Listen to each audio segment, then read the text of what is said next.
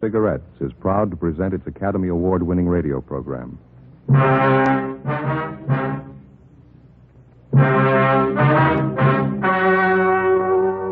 story you are about to hear is true. Only the names have been changed to protect the innocent. Fatima Cigarettes, best of all long cigarettes, brings you Dragnet.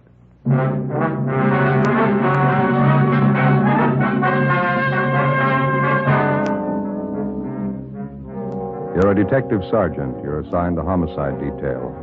A young mother is murdered in bed while her 7-year-old son sleeps by her side. The killer was vicious and cunning. Your job? Get him. You'll be amazed when you compare Fatima with any other king-size cigarette. The size is the same.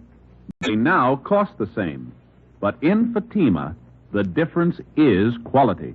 You see, Fatima is the quality king-size cigarette because it contains the finest domestic and Turkish tobaccos superbly blended. And Fatima is extra mild, with a much different, much better flavor and aroma than any long cigarette. So compare Fatima yourself. Fatimas now cost the same as other long cigarettes, but your first puff will tell you... Ah, that's different. Yes, in Fatima, the difference is quality. Buy Fatima. They're extra mild, with a better flavor and aroma. Smoke Fatima, the quality king-size cigarette.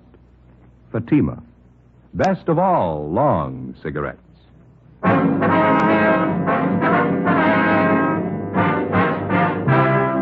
Dragnet, the documented drama of an actual crime.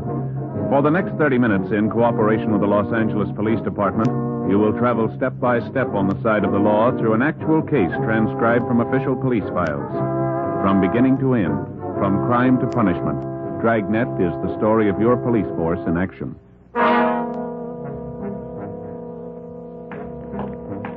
It was Monday, July 9th. It was warm in Los Angeles. We were working the night watch out of homicide detail. My partner's Ben Romero. The boss is Thad Brown, chief of detectives.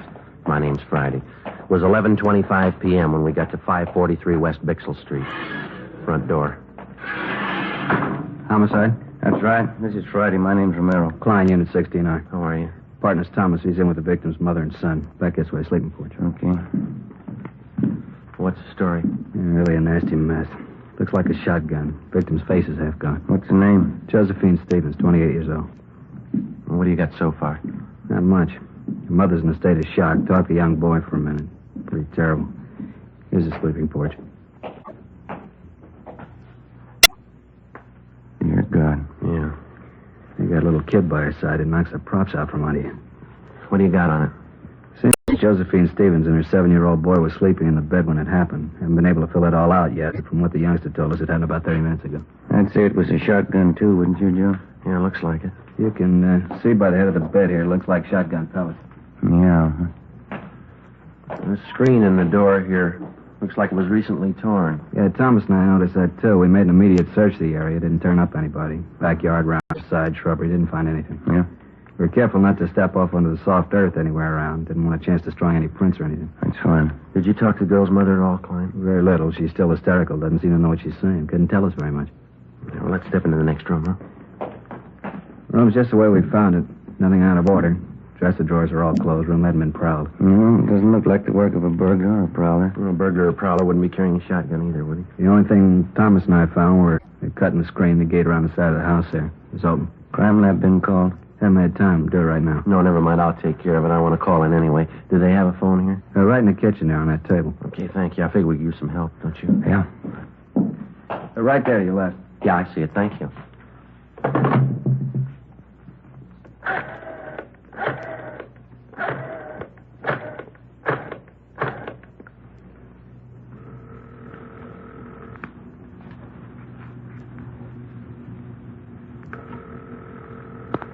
City Hall. 2643, please. 2643.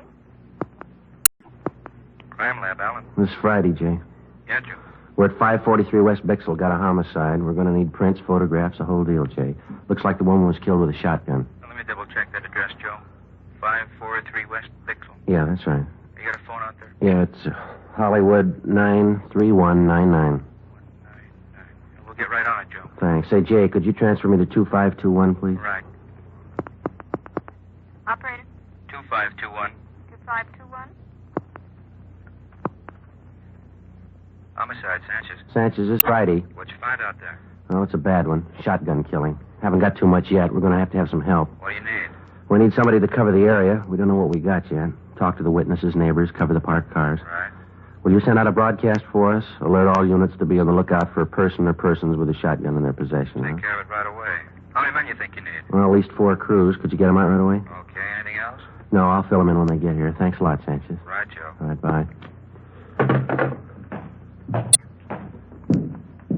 Everything okay? Yeah.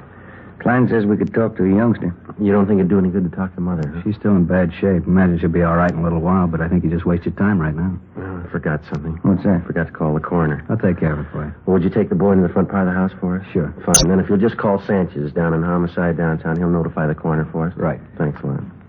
Joe, you want to see something to break your heart? Now, what's that? Notice the blood on the floor there, leading from the sleeping porch to this bedroom here. Look like small footprints, huh? They are. Little boys. Well, let's go in the front room. Yeah. This is a boy, 7 years old, name's Charles. Right. Thanks, Connie. I'll make that call for you right away, Friday. Hello, son. What happened to my mommy? I'm sorry. You better take it, Joe. Yeah. Come over here to me, son. Charles, is that your name? Charlie. Well, my name's Joe, Charlie. Yes, sir. Mr. Joe? Well, it's Joe Friday, son. Mr. Friday. Are you a policeman? Yeah, that's right, Charlie. Now, that other man in the uniform, Officer Klein, Yes, sir. he said you might be able to tell us what happened here. Do you feel like talking about it, son? Mr. Friday, do you know what happened to my mommy? Well, that's what we're trying to find out, son. We'd just like to ask you a few questions. She's hurt bad, isn't she? Did she talk to you? She wouldn't talk to me. Grandma and those other policemen wouldn't let me stay in there. Well, can you tell us what happened here? You want me to tell you like I told the other policemen? If you would, please. I wish you'd let me go in and see Mommy. She could tell you a lot better than I can. Well, she's hurt kind of bad, son. We just thought that maybe you'd tell us. Well, we were sleeping in the bed on the back porch. Mm-hmm. We just got to bed, and Mommy was reading me a story. Then I heard this man at the screen door. Did you see the man, Charlie? No, I didn't. Mommy wouldn't let me. Well, how do you mean, son? How do you know it was a man, then? Somebody was cutting the screen at the door. I thought it was a man. But you're not sure you didn't see him? No, sir, I didn't see anybody. It was dark outside. You heard somebody cutting the screen, though, is that right? Yes, sir. Then Mommy sat up in bed. I started to sit up, too, but she wouldn't let me. She pushed me back down and said, "Keep down." Mm-hmm. Can you remember exactly what she said, Charlie? She said just to keep down. That's all she said. Well, then what happened? I heard this big gun, and Mommy fell down in the bed again. I could tell she was cut. I could see blood all over her. Mm-hmm. I tried to talk to her, but she wouldn't talk to me. So then I went to get Grandma. Now, after you heard the gun, did you hear anything else? I don't know what you mean. Well, did you hear anybody running outside the house? Anything like that? I don't remember. I don't think so. I got up and went into Grandma's room. I was awful scared. I don't know why Mommy wouldn't talk to me. She always used to when I was scared. Well, now, can you think of anything else that you might be able to tell us, son? No, sir. I just don't know why anybody would hurt my Mommy. She's so good. She never hurts anybody. Where's your father, Charlie? I don't know where he is. They don't live together anymore now. Mm-hmm. How long has it been since you saw your father, son? Just last Sunday was. Yesterday, I guess. I see him every Sunday. Well, do you have any idea who might want to hurt your mother? No, sir. Nobody. All right. What do you think, Ben? Charlie, Yes, sir. did your mother and father seem to argue with one another very much? Before we moved here to Grandma's house, they used to argue all the time. That's when we lived in the apartment. Is that why you moved over here, son? Yes, sir, that's partly it. Mama had to work, and she didn't want to leave me alone here. So we moved over to Grandma's house. Mm-hmm. Do you think your father would ever hurt your mother? Did he ever say anything about ever hurting her? My daddy was always so good to me. He used to buy me all kinds of things. I don't think he was ever mean to anybody. See? Do you remember your mother ever saying she was afraid of anybody? No, sir. She was never afraid of anybody. How do you know that, son? She and Grandma used to always tell me that I'm the man of the family. As long as I'm around, they're not scared of anybody. Oh, I see. But when you talk to Mama, you won't tell her, will you? Tell her what, son? She always says that big men cry about things. When Grandma came out on the porch, she started to cry, and she took me into her room, and she cried some more. I guess I cried a lot, too. When you talk to Mommy, you won't tell her that, will you? No, we won't. I've never really known. Was that right? Do big men ever cry? Yes, son. They cry.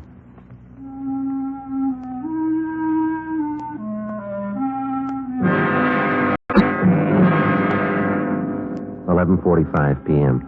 The crime lab men arrived and went to work. They found 3 shotgun pellets embedded in the wall to the right and above the head of the victim's bed. 2 additional lead pellets were removed from the bedstead above the pillow on the right side of Josephine Stevens' bed. This fact, in conjunction with the position of the hole ripped in the screen door, proved that the victim was sitting up in bed at the time of the shooting. This fact, too, showed why the 7-year-old boy lived and his mother died. Further investigation showed that the fatal shot was fired from outside through the hole in the screen door. The search of the surrounding area failed to yield the murder weapon or any additional physical evidence. The neighbors were all checked. They could add nothing to what we already knew. The few who had heard the blast from the shotgun thought it was backfire from a passing car. Units in the area of the murder picked up 14 possible suspects on the street and in the neighborhood at the time of the killing. They were all checked out and cleared of any connection with the crime. Josephine Stevens' mother, Mrs. James Edwards, was in a near state of collapse, but she managed to give us a statement. Her story corroborated that of 7-year-old Charles Stevens. Supplemental broadcasts and an all-points bulletin were put out to try and locate the killer. Ben and I drove over to 1543 East Workman Street to check out the husband of the murdered woman. Well, this is it, huh? Yeah, White House there. All right, let's go.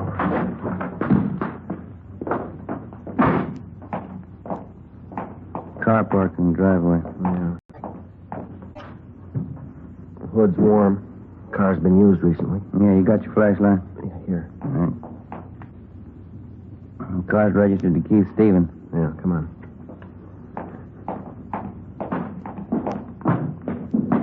The lights are on inside, huh?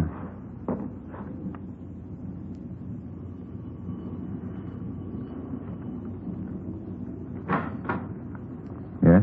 Mr. Keith Stevens, Yes, that's right. police officers like to talk to you. Want to come in? Yes, sir, thank you. What's the trouble, officer? When's the last time you saw your wife, Stevens? Why? Well, when did you see her last? Well, I was over there Sunday, yesterday. Always go over every Sunday to visit my little boy, Charlie. My wife and I are separated. That's what we agreed on. And that's the last time that you saw her? Yes, it is. Why? Well, I'm sorry to have to tell you this. Your wife is dead. What's that? I'm sorry. You're kidding. She was all right yesterday. There must be some mistake here. No, sir, I'm afraid not. Josephine Stevens. You sure? 543 West Bixel Street. I gotta sit down. What happened? She was shot. Well, how? I can't believe this. Well, we're working on it now. Somebody shot her while she was in bed. I just saw her yesterday. How did it happen? Was it an accident? No, sir. Somebody killed her.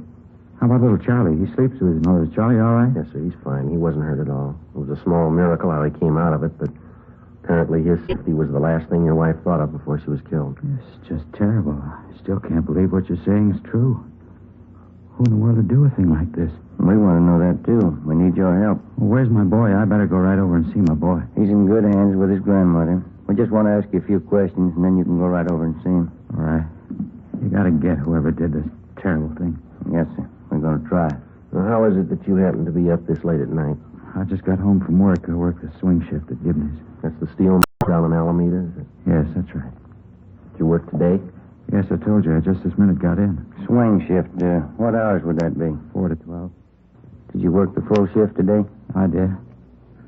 You don't think I would have done this thing? We have to check everybody. Is there somebody out at the plant that can verify the fact that you were out there during the entire shift today? Yes, my lead man and I always punch my time card in and out. How do you get to work? I drive.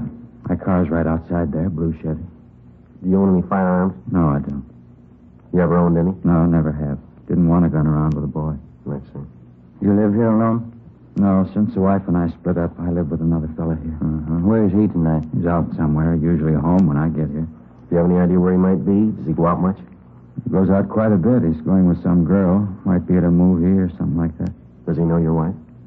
Well, not too well, no. I think I took him over to the house one Sunday. He met my son Charlie and my wife. Try to take it easy, Mr. Stevens. Oh, I'm sorry. It's kind of hard to take. Yes, sir, we understand. This man that you live with here, what's his name? Carl Walters. Where'd you know him from? He advertised in the papers. He said he wanted somebody to share a small house with him. I answered the ad, and we seemed to hit it right off from the start. He's okay. What do you know about him? I know enough to know he's all right. I wouldn't want to get him mixed up in this. Well, has this Walters ever been in trouble? Has he ever been arrested? Not that I know of. He's a good guy. Fine Army record. I see. Have you ever been arrested? No, sir, I never have. Any kind of an arrest, misdemeanor, anything like that? Never. You never been in jail for any reason? No, sir, never have. I had traffic tickets, but I've never been in jail for any reason. I always paid my fines, never had any trouble. Have you any idea who might want to do a thing like this? No, no one.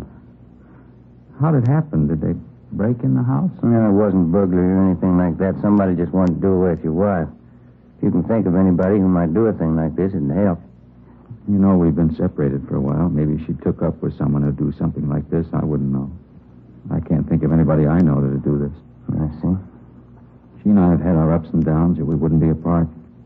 We've argued time and again over the custody of Charlie, but nothing serious. Can't tell you what a shock this is to me. You say that you don't own a gun. Do you know of any of your friends or hers that might? No, I can't think of anybody. Well, this fellow Carl Walters, what can you tell us about him? Now, please, he's all right. He certainly had nothing to do with this. Well, we just want to be sure to check everybody out. If you can tell us, it may save him some embarrassment. Well, I realize you have to be sure, but please believe me, he's all right. You say he doesn't know your wife at all? No, just that one meeting. You're sure he couldn't have had any part in it? Absolutely sure. Mm-hmm. What kind of a fellow is he? Oh, average guy, I guess. Likes to swim, plays a little golf. Always wants me to go out camping or hunting with him. Do you ever go with him? No, I haven't so far. He wants to go on weekends, and I like to see my son on Sundays, like I said. What does he hunt, do you know? He's not much of a hunter, really. He just likes to go out for ducks once in a while. Does he keep his equipment here? No, he doesn't, over at his father's house. Does he ever hunt for anything besides ducks? No, I'm positive about that. He's always saying how he never could shoot a deer. Says he gets buck fever. Can't say I blame him. He ever tell you what kind of a gun he had? No, not that I recall. Still think he had a part in this? We didn't say that. What's his duck hunting got to do with it? Well, when you hunt ducks, you use a shotgun.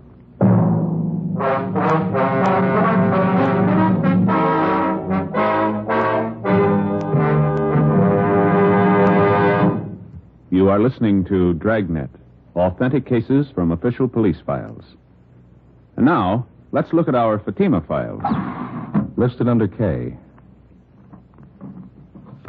Kelly, Nancy Kelly, famous actress. She says, Between scenes, I like to relax in my dressing room and light up a Fatima. They have a really different flavor, and they're extra mild.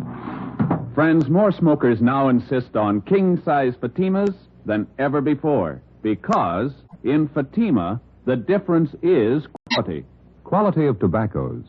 The finest domestic and Turkish varieties, extra mild, superbly blended, to give you a much different, much better flavor and aroma. Quality of manufacture.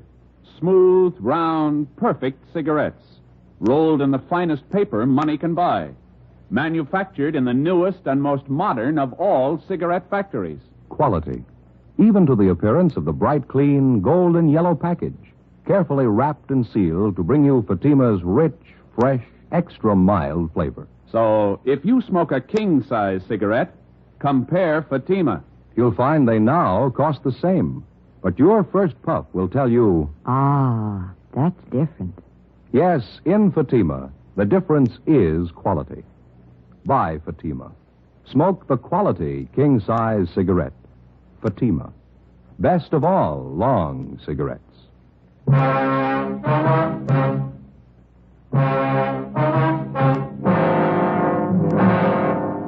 Tuesday morning, July 10th, 1 a.m.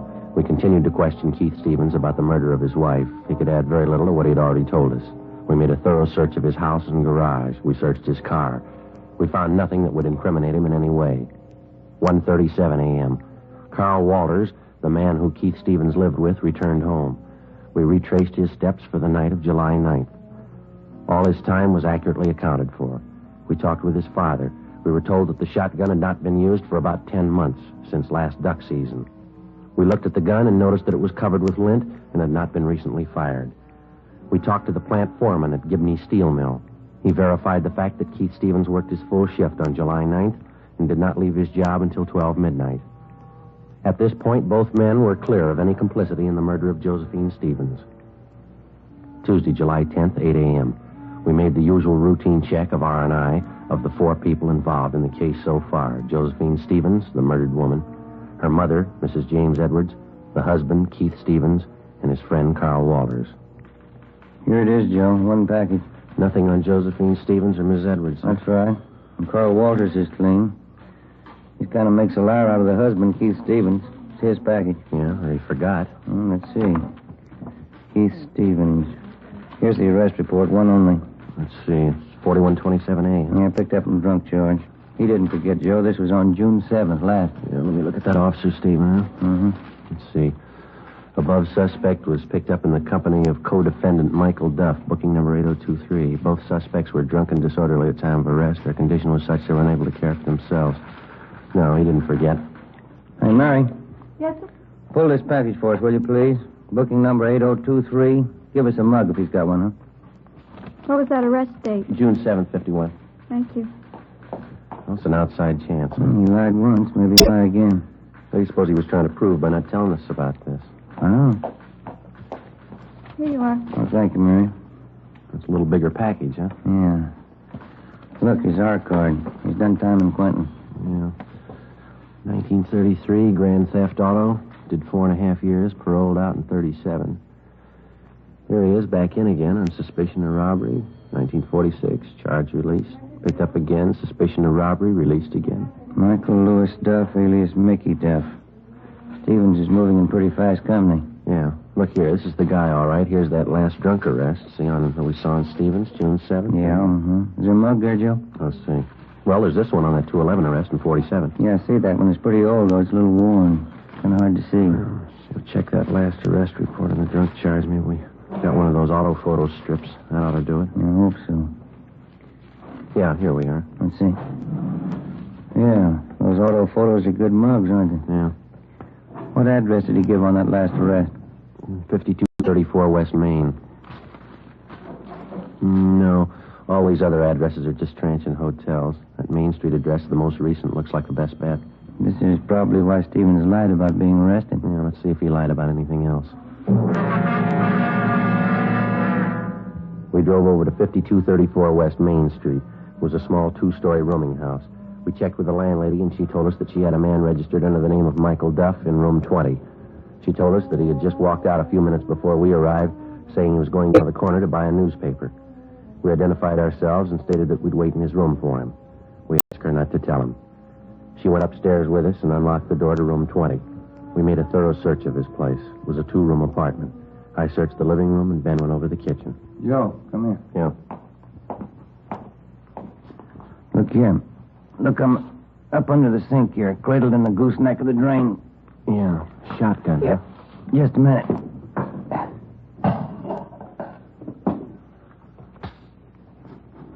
It's been fired recently. Yeah. And this much fits in.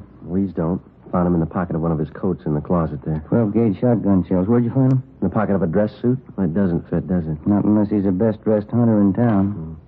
Sounds like he's back. Yeah.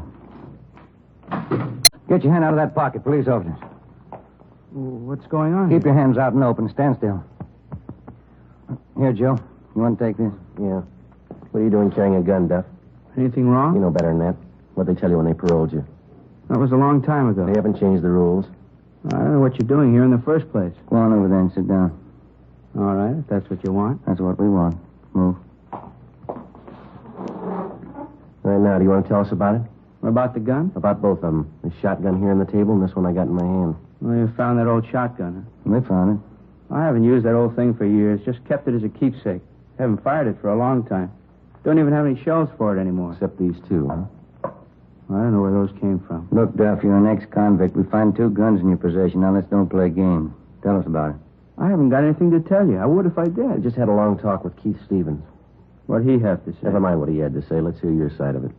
You wouldn't try to kid me, would you? Now, you listen, fella. We just came from a house over on Bixel Street. There's a woman lying in bed over there that took a blast from a sawed-off shotgun. You own a shotgun. It's been recently fired. You lied. You said you hadn't fired it. You said you didn't have any shells for it. Well, here they are. Now, look, they fit, don't they?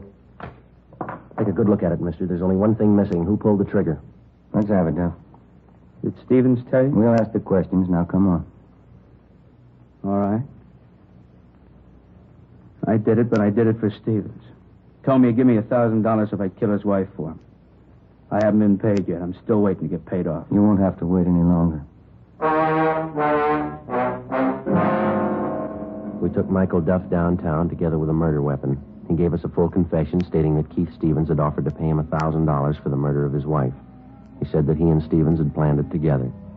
1:30 p.m., Tuesday, July 10th. We drove out to pick up Keith Stevens. What else could I do? Is that how you justify the murder of your wife? It was her fault. She'd have just tried to be reasonable. This never would have happened. People settle these kind of problems every day, and they don't use a shotgun. You wouldn't understand. Unless you got a son, you'd never really understand why I did it. I've got a son. I don't understand. And you don't love him like I do. Couldn't stand the thought of never seeing him, having her take him away from me. And that's the way you want us to put it down. But you didn't want your child taken away from you, so you killed his mother. Not exactly. She was going to take him away. She wanted him to forget all about me. She wanted him all for herself. Did your wife tell you all this? Well, no, of course not. Any fool could see that's what she had in mind. You mean just because of some argument that you and your wife had, you just assumed all this to be so? Sure. I knew she'd never give me a break with Charlie. Isn't that what always happens? And you never asked her how she felt? Never thought that you could stand on your legal rights? Never knew that what you're trying to make us believe seldom happens unless there's a good reason for it? Wasn't going to let her take my son away from me. Nobody could do that. Yes, sir, you're right. You lost him yourself.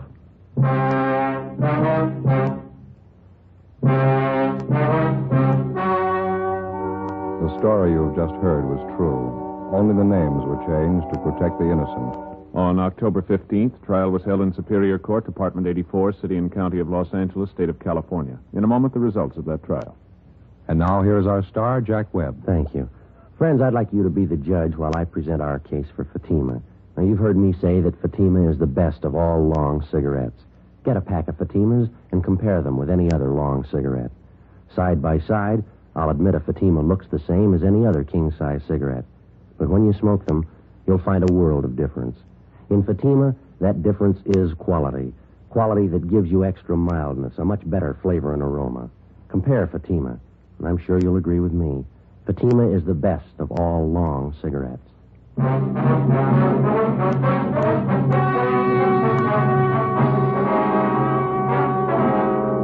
Keith Edward Stevens was convicted of murder in the first degree and received a life sentence. He is now serving his time in the state penitentiary. Michael Lewis Duff was convicted of first-degree murder and received the death sentence. He was executed in the lethal gas chamber at the state penitentiary. Dragnet wishes to thank Sheriff Brian Clemens of the parish of East Baton Rouge, state of Louisiana, for the appointment of Sergeant Joe Friday and Sergeant Ben Romero as honorary deputy sheriffs. Our sincere thanks to Sheriff Clemens.